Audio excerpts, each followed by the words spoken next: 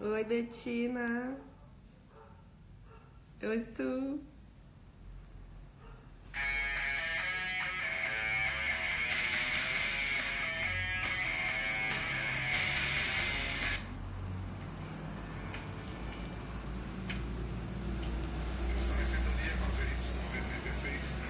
E Marília, bom dia. Ah, João. Então vamos lá, vamos trazer a Marília aqui. Já já te chamamos, tá, João?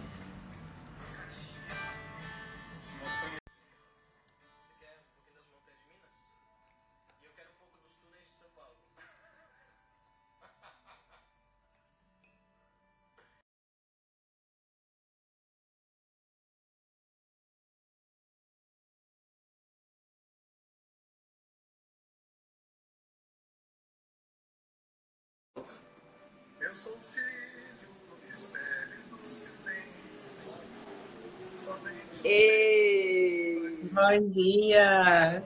dia. Que delícia começar o dia assim. Faz, né? Tudo bom por aí? Tudo, tá me ouvindo bem? Tô te ouvindo perfeito e já escutei Milton. Milton e Danny Black no fundo. Isso está escuro do João. Ah, é por causa Tá um da. pouquinho.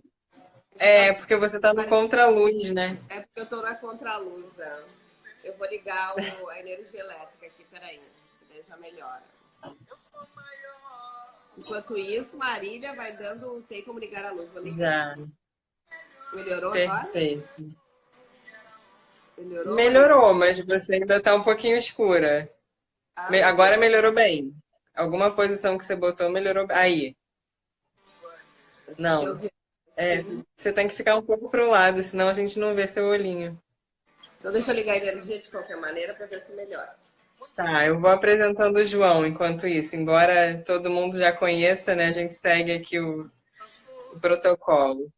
Bom, o João Gilberto integra a Comissão de Estudos sobre o Direito Sistêmico da OAB do Rio de Janeiro, é terapeuta e é uma pessoa muito querida, além de tudo.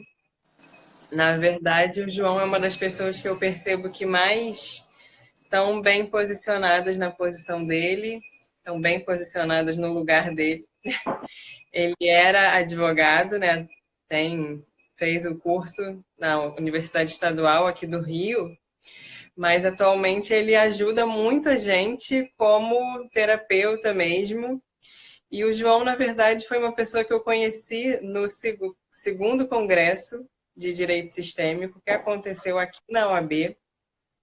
E me impressionou muito, assim, é uma forma não muito convencional de apresentação, mas o que me chamou muita atenção no João foi que a gente fez o cerimonial juntos, né? A gente conduziu o cerimonial. E todo o tempo ele estava ali, sempre na frente, no horário exato, até alguns minutos antes. Mas o que me chamou a atenção não foi a pontualidade, foi porque ele ia para frente, não ficava me procurando pelos lugares, não mandava mensagem, porque ele confiava no fazer dele. Então, a partir do momento que eu percebia que ele estava ali na frente, ele é alto, né? Já dava aquela sensação de vamos começar. Ou seja, ele é uma pessoa que está tão integrada com o que ele tem que fazer que ele confia, ele entrega para o outro o que é do outro, que é um dos princípios sistêmicos básicos, né? A gente fazer o que é possível dentro do que estamos entregando e confiar para o universo isso que está mais além. Então, hoje em dia, o João, ele não é meu terapeuta, ele não é meu amigo, mas ele é um amor desses que eu acho que a gente encontra ao longo desse processo, porque o João é uma pessoa que me provoca muito e ajuda muito, e eu acho que o amor é um pouco isso assim também. É essa capacidade de você fazer pelo outro, fazendo por si primeiro e confiando que o destino, que o universo vai entregar o que for melhor. Então, assim, ele é uma pessoa que eu sei que torce muito pelo movimento, que está muito integrado no movimento, e por isso as estruturas, né? As estruturas dos galhos. Aqui na SAEDES, que é a Comissão do Rio, ele inclusive foi um dos redatores da cartilha, E é o que eu percebo, assim, é a forma como eu percebo o João, como um dos pilares, assim, dessa estrutura que conta com tantos terapeutas maravilhosos, mas que a gente convidou ele para representar todos eles aqui hoje. E, inclusive, eu botei uma música dos Mutantes, que é um pouquinho provocativa, como ele, porque eu acho que isso também é muito necessário, e ele gosta desse livre pensar que a gente sempre defende aqui. Então, eu já vou finalizar colocando a música que é As Folhas Sabem Procurar pelo Sol. E aquele dia, ele também soube procurar pelo próprio sol interno dele, e eu também. Então, ficou realmente uma dança, foi um presente. Na verdade, eu recebi muitos presentes nesse congresso, você foi um deles, né? Já cansei de falar aqui da sua roda. Então é isso, a gente segue procurando pelo sol. Aí você já está tão no sol que ficou iluminada, ficou até no contraluz. Mas é isso aqui, já foi minha declaração de amor para o João. E estou assistindo aqui vocês dois, que são dois amores. Ai, obrigada, querida. Sempre é tão bom começar com você. E vamos então receber o nosso amado João, porque vocês também são meus dois amores. Hoje é o dia de amor, né? Essas lives são puro amor. Não. Um beijo, meu Obrigada, anjo. então. Bem-vindo, João. Obrigada a todo mundo. Vou ficar aqui com vocês, de Ah, longe. e é sempre importante ressaltar, para quem está assistindo a primeira vez as lives, né? Essa série, a Marília, que lindamente criou, com essa capacidade dela, esse talento único de ser tão poeta, né? Trazer a música, a arte, e que faz tanto sentido pra gente, né? Obrigada, meu anjo, por ser Eu que tudo isso, agradeço. essa preciosidade que você nos proporciona. Sempre que abre a sua boca, só saem pérolas.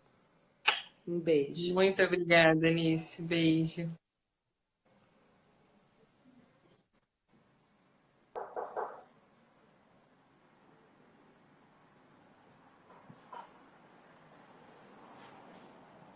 Cadê o John John? João? Deixa eu ver.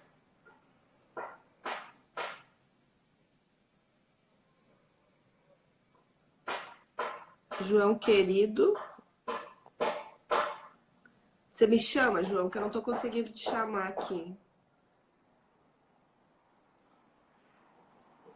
Não sei porque não tá aparecendo você aqui. Deixa eu ver. Não. Você consegue me convidar, João? Porque eu não tô conseguindo te acessar.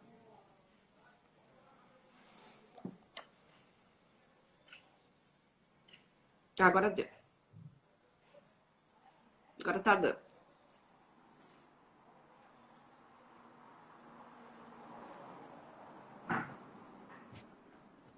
Eis-me aqui. E... Bom E dia. eu e o Instagram, né? Sempre uma surpresa. Eu e o Instagram. Mas hoje está funcionando direitinho. Não, eu pensei, falei, gente, o que foi que hoje de novo, né? Chega o João no Instagram, algo acontece. É fenomenologia pura, né? É tanto amor, né, João, que a gente fica aqui até Verdade. ansiosa para ouvir você. Então, a Marília já fez essa linda apresentação. É, você é alguém que emociona e eu ouvindo a Marília falar em você, eu já enchi os olhos de lágrimas, né? Já tô aqui. Você é alguém que de verdade está aí, presente, e que a gente pode contar. Ó, o Tony, querido, presente também. Oi, Tony. E, enfim, por toda essa emoção que você faz com que a gente transborde, você tem esse lugar tão especial na minha vida, na vida de todo o movimento, e você traz vida e luz para esse movimento. Eu lembro sempre de quando eu tive aula com você, eu pensava, nossa senhora, o João tá dando tantas respostas de tantas inquietudes que eu tinha. Falei, precisa vir. E ele veio e chegou para ficar. E isso me emociona sempre. Então, a palavra é sua. de forma totalmente fenomenológica, fale aquilo que você quiser, né? Eu sempre falo que o João ele pode falar qualquer coisa, que qualquer coisa vira uma sabedoria, uma lindeza. Então, vamos lá, você que significa tanta vida pra gente. Então, vou começar apresentando a Antônia, que é uma gata que está muito carente hoje. Oh, Então, eu acredito que de vez em quando o celular vai dar umas balançadas, de vez em quando vai passar uma cauda da Antônia por aqui, porque ela está carente hoje. não. Não quer desgrudar do colo. Ela quer aparecer ao vivo aqui também. E o que falar depois da sua apresentação e da apresentação da Marília, né? O que falar depois dessas duas declarações? Oi, Antônia. Depois dessas duas declarações de amor, né?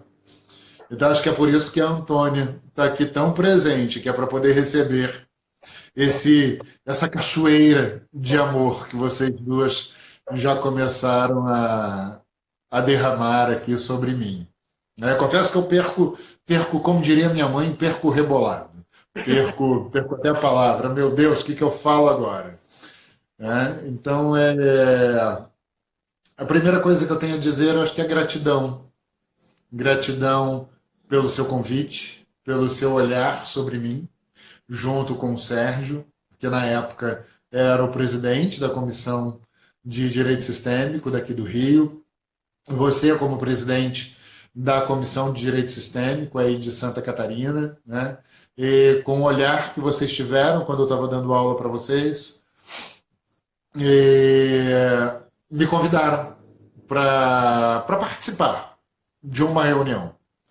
E aí eu fui para essa reunião, e dessa reunião eu fui parar em Santa Catarina de volta para o primeiro congresso, e aí do primeiro congresso veio o segundo congresso, e aí no segundo congresso veio esse presente, que é a Marília, para a minha vida. E cá estamos hoje, né, em 2020, com tantas comissões de direito sistêmico instaladas, Brasil adentro, né? Não vou nem dizer Brasil afora, Brasil adentro, né? E gerando muitas provocações, como a Marília falou, né?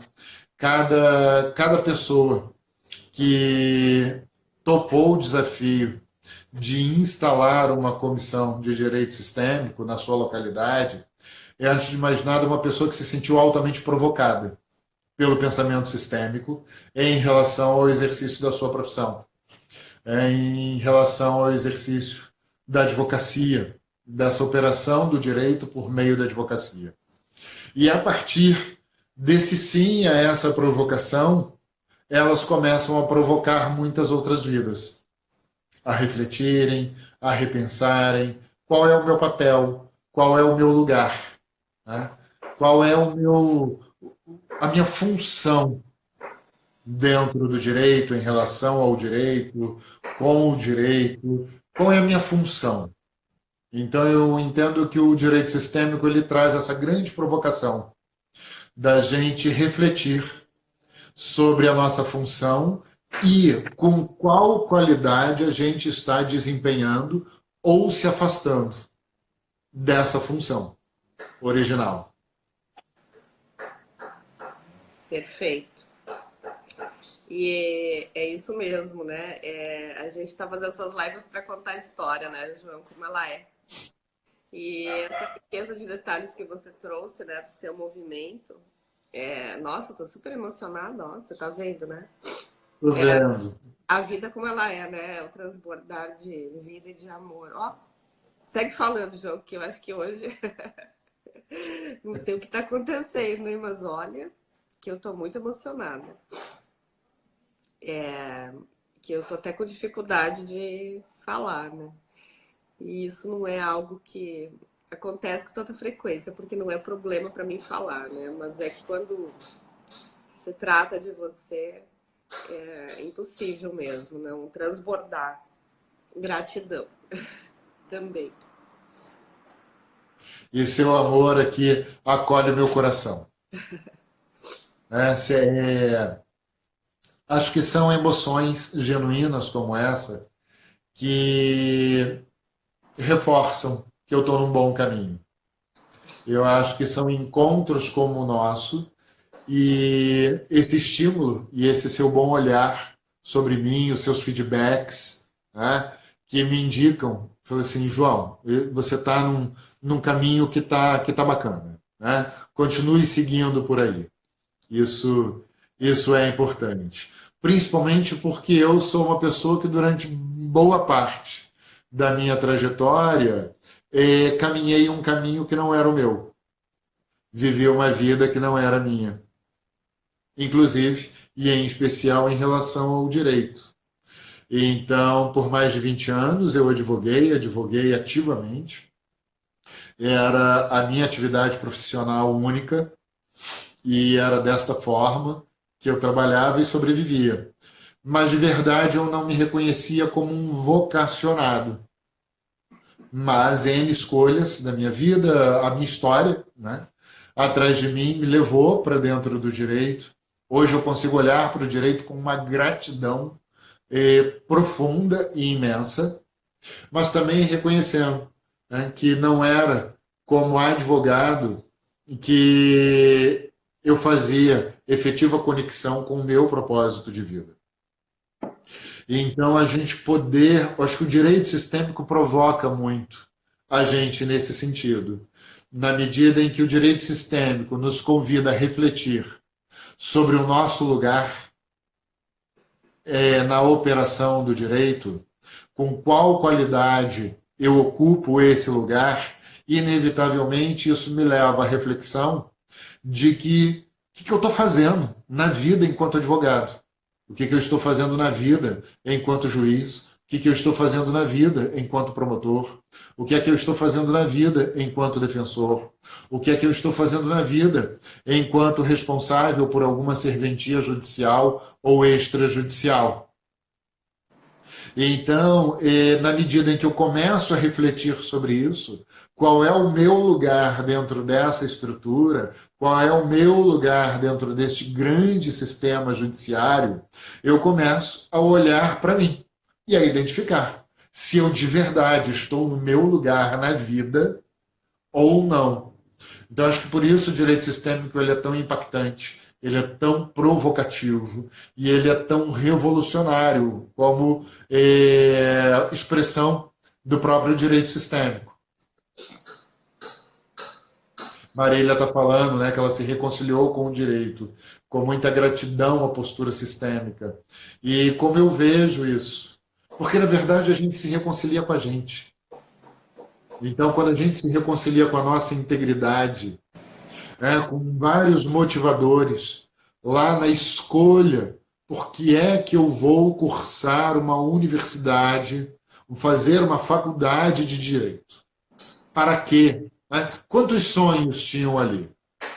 Cadê o olhar daquele adolescente, daquela adolescente, que queria transformar o mundo?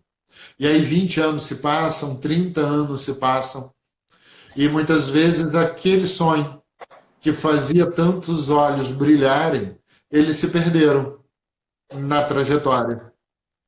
Na trajetória, muitas vezes, de ambientes hostis, do fórum, de ambientes hostis, das salas de audiência, de ambientes hostis das execuções de sentenças, de ambientes hostis dos consultórios de advocacia. E aí a gente vai se curvando a essa hostilidade. Mas também sem se dar conta de que, na verdade, essa hostilidade começou por dentro.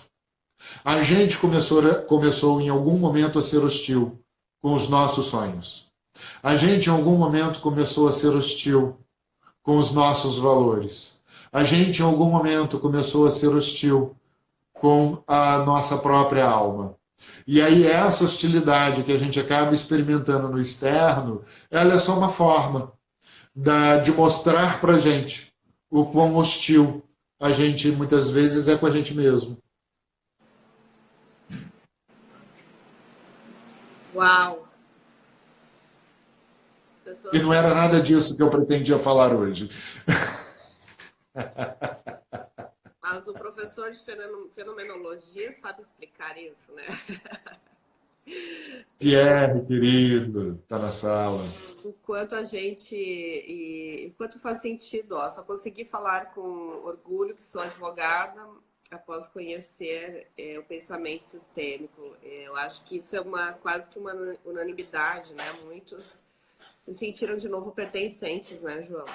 Quando as comissões, por isso que essa fenomenologia, né? Inclusive eu vi que está aqui a Risete também, que está querendo criar em Tocantins, que também sentiu essa provocação. Então é algo que vem de dentro para fora, né, João? Não é algo que vem de fora para dentro, né? Então esse movimento ele é orgânico mesmo e está sendo construído com essa maturidade, né? Como diz o João, foi lá em 2018, né, João, que eu conheci você, acho que já faz 2 anos, né? Foi 2017 a primeira comissão, né? Foi 2018 que eu conheci você. E a gente já tinha criado no Rio, isso mesmo. Então, João, mas faz tanto tempo, né? E a gente está com 108 comissões, agora o estado de Tocantins, né? Uau, 108 já, Anice. A Risete, que Uau, fantástico, né? está aqui presente, vai fazer um movimento em Tocantins, então já vamos para quase todos os estados da federação já tem, João. Então é algo que está disseminando, né? Está em franca expansão. Claro que acho que a cartilha, né, ela foi justamente redigida por tantas mãos como você, né? Por conta dessa construção, né, que é de dentro para fora. Não é uma cartilha que dá um passo a passo, é uma cartilha informativa, né? Para dar, de certa forma, um direcionamento para que talvez, né, diminua um pouco as barreiras ao movimento, no sentido, né, de essa direta ligação que na sua origem, né, o movimento teve com as constelações, né? Então, a cartilha ela procura esclarecer algumas coisas e ampliar, né? A gente está indo para o mais, né, João?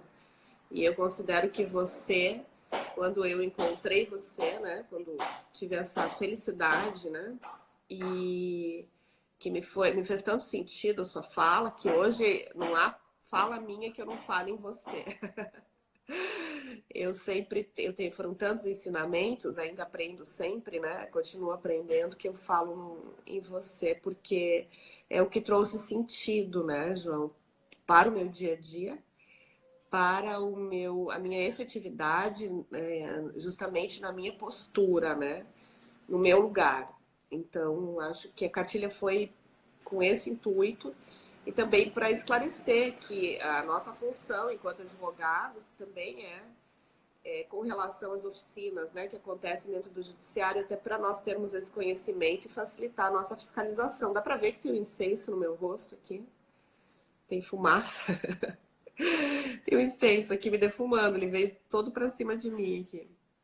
Então, com a ideia de dar também um direcionamento, né, nas atribuições, que isso foi desenvolvido, né, João, após 3 anos de existência de comissão.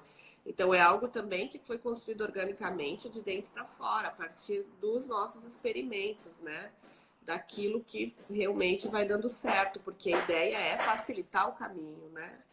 E a gente está no processo aprendendo a ser facilitador, então vamos facilitar essa travessia. Então você é um grande facilitador dessa travessia, para mim, e por isso a sua importância nesse momento, nesse lugar, e de estar aqui conosco para trazer justamente esses esclarecimentos. Você elucida e fala o óbvio, né? Que precisa ser dito e que, na verdade, o João é a tradução do essencial é simples. Narrou, narrou. Foi muito interessante você usar o verbo construir. A sua Helena escreveu também Os Sons da Reconstrução ao Fundo. E eu também estou com uma obra vizinha aqui, onde os sons da reconstrução estão ao fundo. Eita, gata! Estão aqui animados, né? E do ponto de vista fenomenológico, nada se perde. Então, não tem como eu deixar passar essa perspectiva da construção e da reconstrução e da gente falar um pouquinho sobre isso, Porque o que eu vejo? Eu vejo muita gente, em especial advogados, hoje colocando quase que um crachá no peito, dizendo eu sou sistêmico. Como se o crachá eu sou sistêmico, ou a placa na porta, ou no timbre de suas petições, de seus contratos, estar lá que é um advogado sistêmico, isso por si só fizesse dele, de verdade, alguém que pensa de forma sistêmica, que age de forma sistêmica, que é de verdade sistêmico. E eu entendo que eu ser sistêmico ou não, isso é apenas uma consequência. Isso decorre. Eu apenas me torno, né? Eu não é um título, né? São escolhas. E essas escolhas, elas naturalmente vão dizer respeito à minha escala de valores. E vão dizer respeito aos significados que eu atribuo a cada valor da minha escala de valores. E não tem como deixar, na minha percepção, ao falarmos de direito sistêmico, dois grandiosos valores do lado de fora. Um desses valores, ele foi o tema do nosso segundo congresso de direito sistêmico, realizado aqui pelo Rio. É digno ser humano? Né? Então, enquanto eu estou lá me apresentando como um advogado sistêmico, um juiz sistêmico, um defensor sistêmico, um promotor sistêmico, um servidor público sistêmico, um cliente sistêmico, mas se eu estou completamente desconectado da dignidade, da humanidade que eu carrego comigo enquanto pessoa, eu sinto muito, mas não há como ser sistêmico dessa maneira. Eu entendo que é condição sine qua non. Que no meu rol de valores, no exercício da minha profissão, o valor dignidade da pessoa humana seja um valor top. No meu ranking de valores, ele esteja lá em cima e extremamente potente. Porque o que a gente mais vê são operadores do direito completamente desconectados da dignidade da pessoa humana. Eu bato muito nessa tecla. O direito, reza a lenda, ele é uma das ciências humanas. Ele está incluído nesse grupo de ciências humanas. Mas será que é mesmo? Será que é no dia a dia? Com tanta hostilidade, como já foi dito aqui. Será que é digno ser humano no exercício da minha profissão? Será que eu de fato estou olhando para mim mesmo e valorizando a minha humanidade enquanto eu exerço a minha profissão? Será que eu, cliente, estou valorizando e reconhecendo a minha humanidade e pleiteando a minha dignidade como cliente, como juiz, como promotor, como defensor, como servidor público? E o que eu via muito enquanto eu advogava era uma contramão disso. Pessoas completamente despidas, totalmente nuas de dignidade. E então a gente precisa voltar a vestir, primeiro, a autodignidade. Porque sem eu dar os braços, acolher e dizer que a minha dignidade ela é essencial na minha vida, não tem como, se eu enxergar a sua, não tem como eu enxergar a dos advogados com os quais eu estou litigando, não tem como eu lidar e reconhecer a dignidade do juiz, do promotor, das partes, dos servidores, de ninguém. De ninguém. Perfeito. E o outro... Oi? Perfeito. E um outro valor que eu considero essencial é o tempo. Então, eu digo muito, né, que, na minha percepção, o direito sistêmico ele é um direito feminino. Por quê? E quando eu falo feminino, não é um direito da mulher. Ele é um direito feminino. Porque todos, independente de gênero, independente de orientação sexual, trazemos a expressão masculina e feminina dentro de nós, porque todos somos forjados a partir da conexão de um óvulo feminino e de um espermatozoide masculino. Então, quando eu falo aqui de feminino e de masculino, eu me refiro às potencialidades yang, masculina, e yin, feminina. Então, eu percebo o direito sistêmico como essencialmente um direito feminino. Por quê? Porque ele é um direito que pressupõe a oferta de tempo nas relações jurídicas. Então, eu vou me oferecer tempo. E também vou oferecer tempo aos meus colegas, eu vou oferecer tempo ao meu cliente, eu vou oferecer escuta. Como é que eu posso oferecer tempo se os meus ouvidos estão fechados para aquilo que o meu cliente traz? Não tem como. E como é que eu posso reconhecer a dignidade da pessoa humana, de quem se aproxima de mim, se os meus ouvidos estão fechados para essa pessoa e eu não tenho tempo? Eu não tenho tempo. Como é comum ouvir, João, eu não tenho tempo, eu tenho pressa. Então, são essas duas escolhas assim tão básicas, relacionadas ao tempo para o outro e a reconhecer a presença de que todos somos detentores do direito, da dignidade da pessoa enquanto pessoas humanas. E que esse direito é inalienável, que esse direito é irrenunciável. Mas o quanto que a gente se distanciou disso, né, não, Nice? O quanto que na operação do direito a gente abdicou disso. Seja como juiz, seja como advogado defensor, seja como promotor, seja como parte dentro do processo.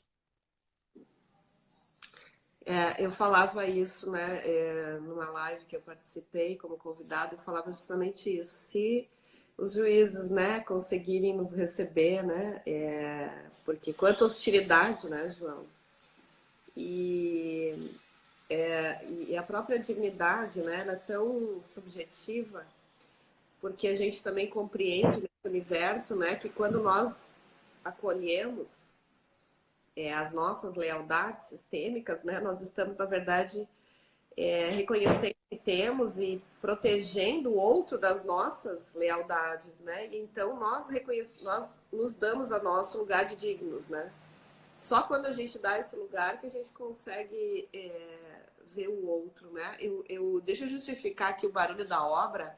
É que depois do ciclone, que inclusive me impediu de fazer a live na semana passada, o restaurante aqui na frente, João, aquele que você conhece, veio abaixo, né? Então, eles estão realmente correndo contra o tempo aqui, porque já havia uma previsão de um novo vendaval, mas graças a Deus esse não chegou, né?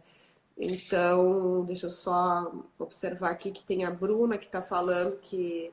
ela fez uma pergunta aqui, ó, João. É possível conciliar os dois advogados? Aqui, ó. Eu sou advogada, mas por muito tempo não conseguia tomar posse disso, pois sempre tive um chamado grande para ser terapeuta. É possível, então, conciliar os dois, advogado com uma postura terapêutica? E a Miriam também está falando que ela não está conseguindo contato lá com Minas Gerais. Depois eu falo com você no privado, tá, Miriam? Enfim, João, segue o baile. A pergunta da Bruna, eu acho ela mega interessante, porque assim, eu vinha pensando nisso, né, do convite para a live que você fez, eu fiquei pensando muito sobre esse tema. E o campo fenomenológico, ele é uma benção, ele é muito interessante. E eu tinha ficado um pouco receoso de entrar nessa seara, por alguma razão. Achei que pudesse não caber, né? Mas aí vem a Bruna me provocar. E eu acolho com muita gratidão essa provocação.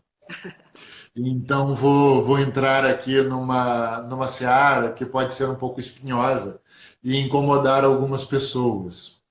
Mas o que eu particularmente vejo nisso, o que eu vi durante a minha caminhada profissional e vejo muito durante a minha caminhada agora, a minha caminhada profissional como advogado, e vejo agora na minha caminhada profissional como terapeuta.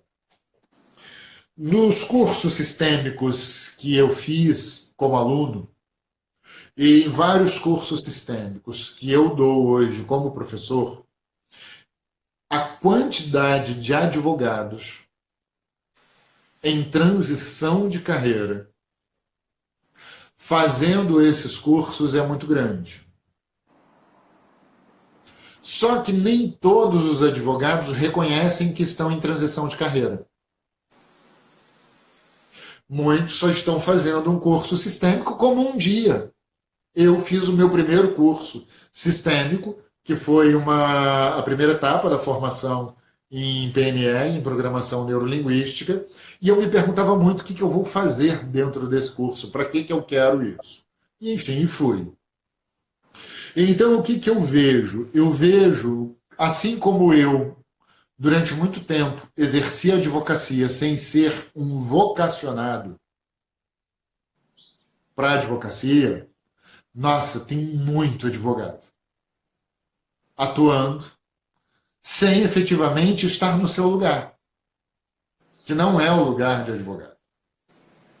E aí, quando eu vejo, quando boa parte dessas pessoas, assim como aconteceu comigo, começa a ter contato com outras ferramentas espirituais, terapêuticas e afins, é muito comum começar a se trazer dessas ferramentas para dentro das suas consultas jurídicas. Só que aí eu percebo que eu saio do meu lugar. Eu percebo que esse advogado vai sair do seu lugar. Então eu dizia, vejam, na época eu não me dava conta. Eu comecei a me dar conta disso só depois. Eu me gabava de dizer, brincando, que a minha assessoria ela era tridimensional. Ela era jurídica, ela era terapêutica e ela era espiritual. E eu não me dava conta do quão fora do meu lugar eu estava. E do quanto que eu estava impondo ao meu cliente olhar para questões que não interessava ele olhar quando ele me procurava. Então, na verdade, eu projetava sobre o meu cliente, advogando, as minhas frustrações de eu ser quem eu não era. E, obviamente, ia dar algum problema em algum momento isso. Então, a gente precisa começar a reconhecer qual é o meu lugar na vida. Além de dignidade, além de tempo, quais são os outros valores presentes na minha escala de valores? Quais são os significados que eu atribuo a isso? Quais são as formas mais adequadas de experimentação disso? Então, por exemplo, eu estava conversando numa sessão com uma servidora pública da Justiça. Então, ela é uma servidora pública e ela veio trazendo no início das nossas sessões uma série de aborrecimentos que ela experimentava no seu dia a dia. E aí, sabe o que a gente identificou com muita facilidade? De que ela era servidora pública apenas porque ela queria a remuneração estável todo mês. Porque ela queria a garantia de férias remuneradas, porque ela queria a garantia do 13º, porque ela queria a garantia de uma aposentadoria estável. Uma mulher jovem. Só que essa mulher, ela é naturalmente uma cuidadora. É da essência dela cuidar do outro. Então é uma pessoa que traz uma vocação terapêutica absurda. E aí o que ela fazia? Ela começava a oferecer ajuda. Dentro do seu ambiente de trabalho natural. Porque a sua vocação, a sua alma, precisa encontrar alguma maneira de se expressar no mundo. Mas aquela ambiência era a ambiência adequada para isso? Não. E por que não era? Porque as pessoas não estavam pedindo ajuda. E ela forçava uma ajuda para quem não estava pedindo ajuda dela. E aí eu me lembro muito, você é uma pessoa que fala muito das ordens da ajuda. Você traz nas suas falas, nas suas palestras, em vários painéis, a importância da gente compreender as leis relacionadas à ajuda, a uma boa ajuda, a uma ajuda com qualidade. E um dos pontos muito importantes nessa ajuda qualificada, sou eu não forçar, não impor a minha ajuda. Porque, na verdade, aquele que impõe a sua ajuda, a única coisa que de verdade ele está fazendo é gerar créditos emocionais para depois esfregar na cara do outro e chantagear o outro com esses créditos emocionais. Então, eu te ajudo nisso sem você me pedir. E aí, quando eu quero alguma coisa de você e peço, e você me diz não, eu viro para você e falo assim, como assim não, Nice? Olha isso aqui que eu já fiz por você, e olha isso, olha aquilo outro. Eu estou pegando os meus créditos emocionais e esfregando no seu rosto. Ora, que ajuda é essa tão condicional? Que ajuda é essa em que, na verdade, eu só estou olhando para o meu próprio umbigo?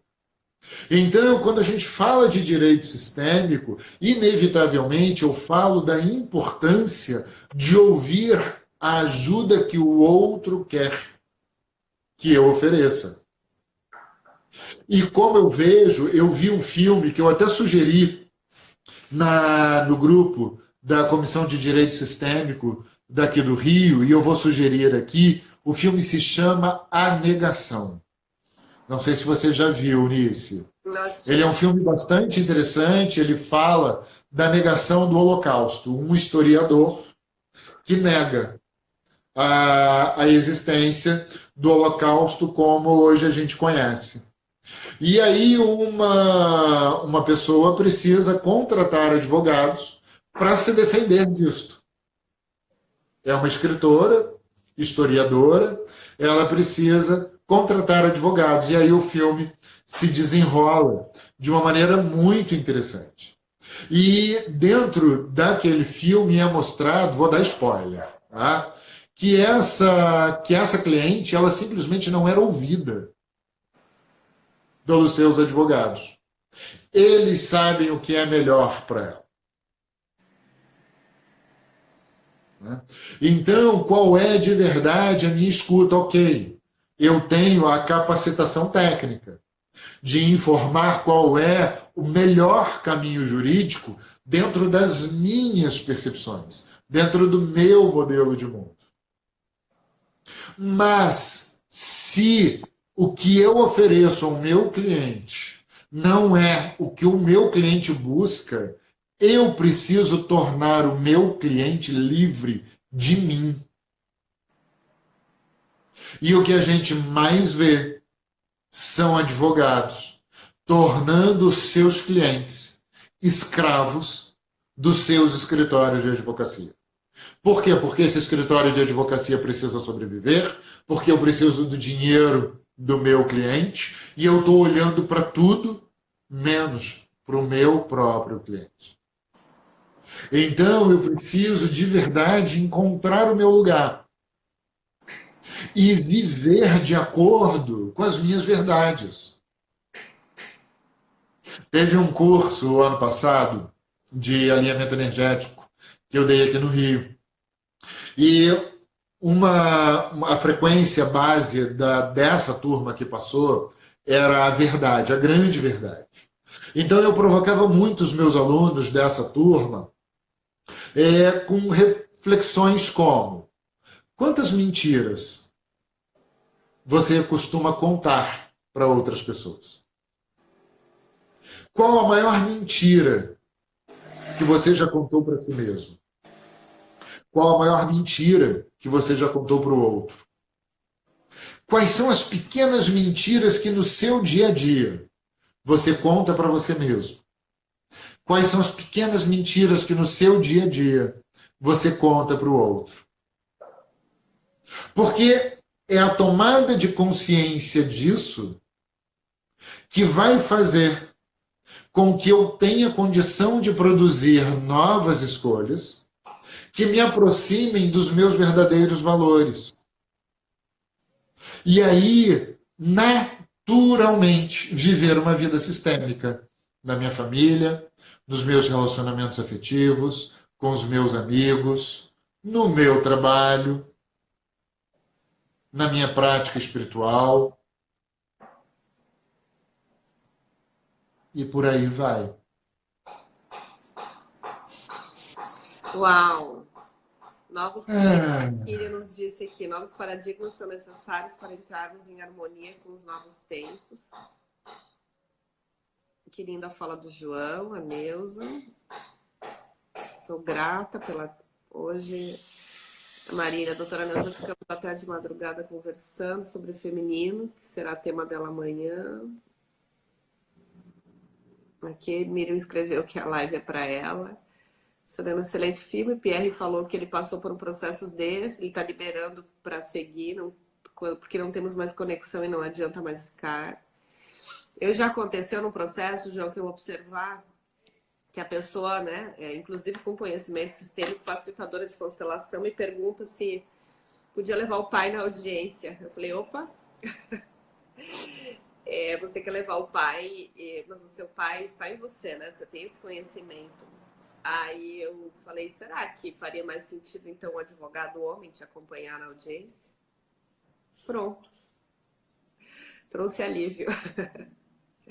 E é isso, né, João? É muito legal isso, essa sua colocação, né, dessa transição.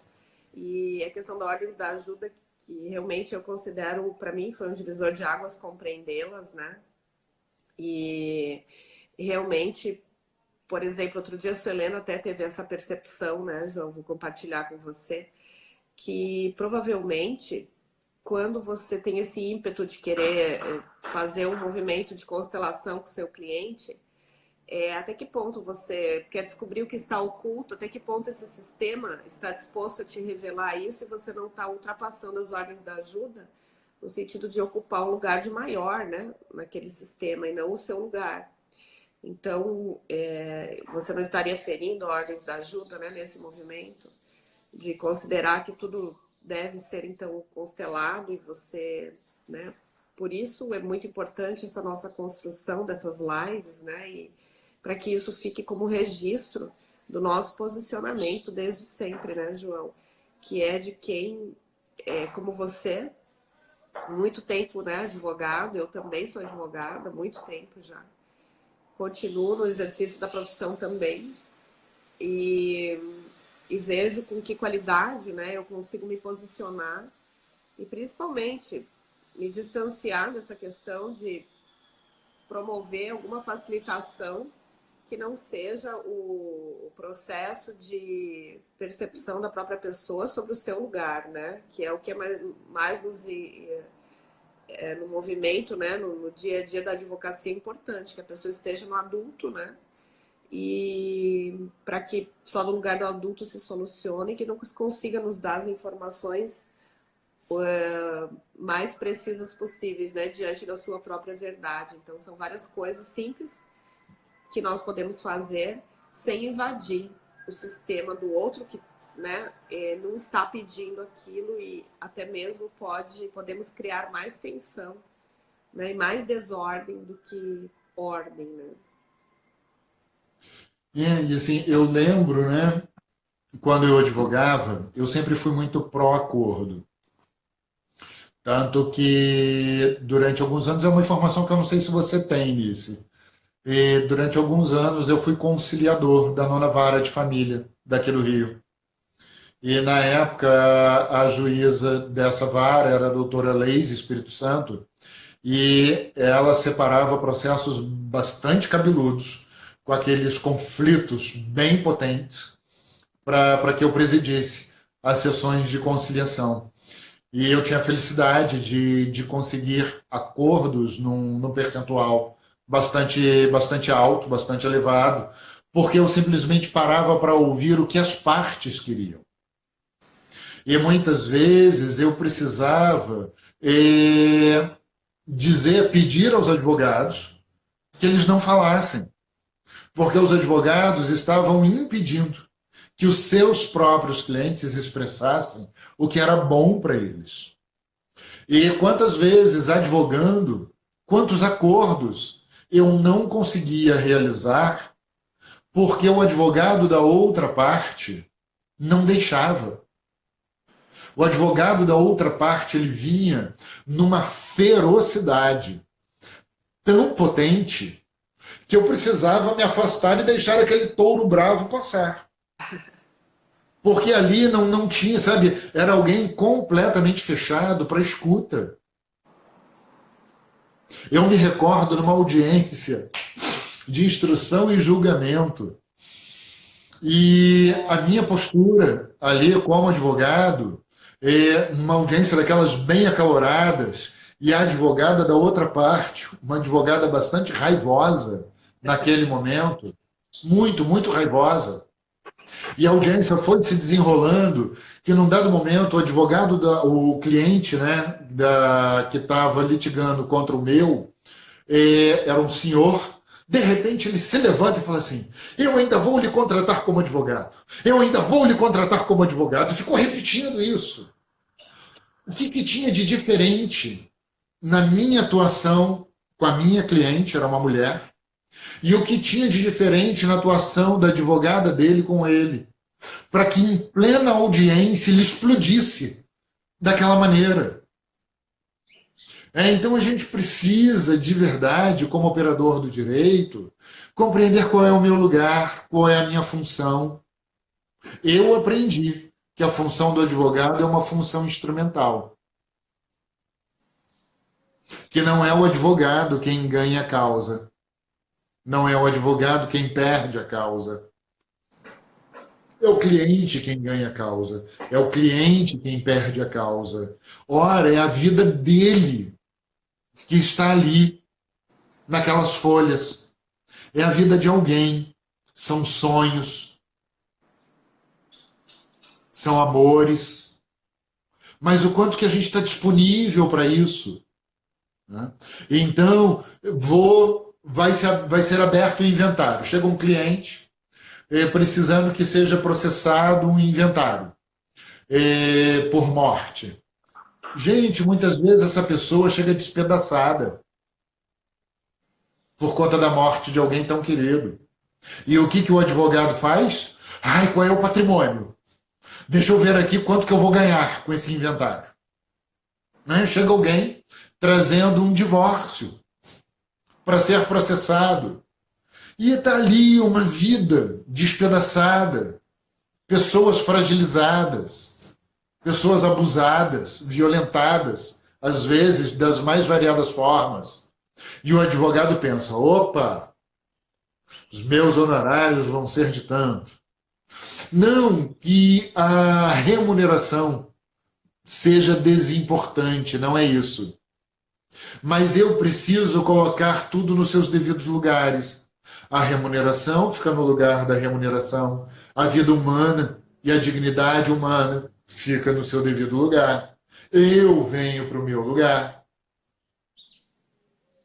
Coloco o meu cliente no lugar dele, o juiz no lugar dele, e assim vai. E aí a tendência é que eu consiga experimentar uma qualidade mais interessante, mais agradável, enquanto eu estiver ali participando daquele sistema. Porque o direito sistêmico é isso, Nenice. Sou eu me dar conta de que eu não estou sozinho. Sou eu me dar conta de que eu faço parte de uma rede. E de que eu não sou independente. Eu posso ter autonomia no exercício da minha função, dentro desse sistema jurídico do qual eu faço parte. Mas eu não sou independente dos demais elementos, dos demais entes que compõem esse sistema. O que nós temos é uma relação de interdependência. E aí tudo aquilo que eu escolho vai produzir impacto sobre todos os outros entes. Assim como o que cada outro ente escolhe vai produzir algum tipo de impacto sobre mim. E a gente vai lidando com essa interdependência e buscando qual é a qualidade do impacto que eu quero produzir sobre o outro. Porque eu vou produzir. Quer eu queira, quer eu não queira, eu vou produzir impacto e vou receber impactos. Com qual qualidade eu quero produzir e receber impactos dentro dos sistemas dos quais eu faço parte? O Ho Oponopono me ensinou isso. A paz começa comigo e com ninguém mais. Então, enquanto eu acreditar, por exemplo, em cabos de guerra, que a vida é uma luta, que a vida é uma guerra, serão sistemas assim que eu vou precisar co-criar como forma de validação daquilo em que eu acredito. Estes são os meus valores.